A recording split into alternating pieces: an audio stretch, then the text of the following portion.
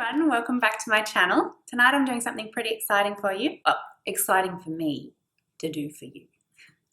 I'm going to be reviewing the NARS NARSissist palette. I've been wanting to get this for quite some time. Well, actually I've been wanting to get it ever since I saw it launch in the US and I watched all the US people sort of raving about it.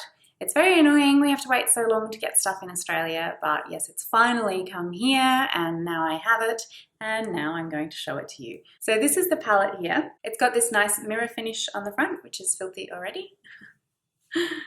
La, la, la, la. And it's got the customary NARS packaging on the back that's sort of velvety plastic. I'm a little bit disappointed in the way that the names are on the back. I think it makes it slightly, I mean, it's not difficult to figure out what shadow is what, okay? Like they're in a line, but still, I just prefer it when it's in a grid or whatever so I can see it exactly. Came in this cool box, this nice packaging, pretty much the same as the packet. It also had this cute little film over the shadows which says, "Are you a narcissist?" And yes, I am. Thank you for asking me, NARS.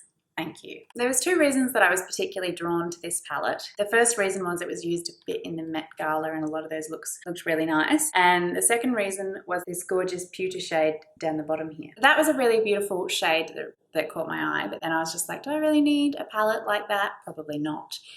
And then I started to see some of the reviews come in and it was getting some pretty good reviews and I was like, oh, maybe. I was trying to talk myself out of it. So I went into store when it came to Australia and I swatched it. These shadows feel so nice, kind of velvety.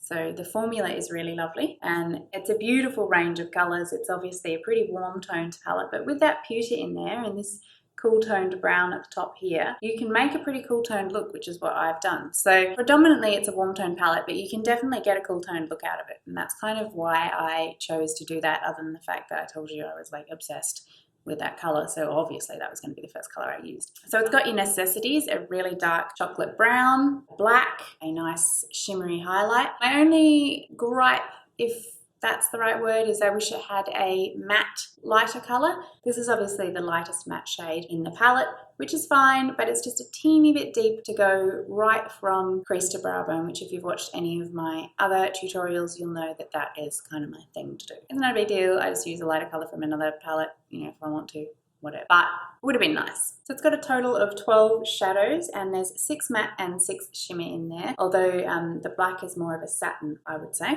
The total weight is 0.4 Oz, so it's 1.4 grams per shadow. And like the other reviews that I've seen on this, I'd have to agree that I feel like the quality of these shadows in this palette are really good. They don't seem to be of a lesser quality than the individual shadows of NARS's, which are really good. So I think that it's good value, although it is expensive, especially here in Australia. It retails in Australia at Mecca for $85 and you can get it in store or online. I assume that it's a limited edition, so I was wondering personally when I was thinking about buying it how close it was to the Stealer Eyes of the Window to the Soul palette, because I already own that and I was like, can I really get away with having both?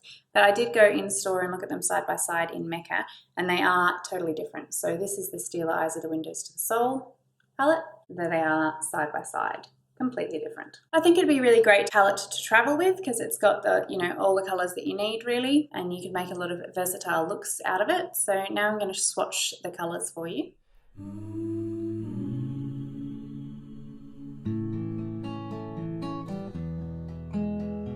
That's my favorite shade.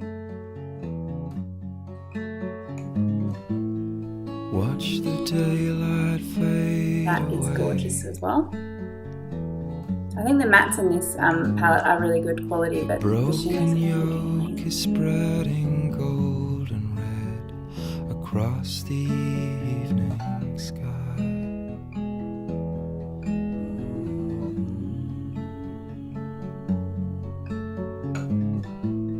That's not awkward at all.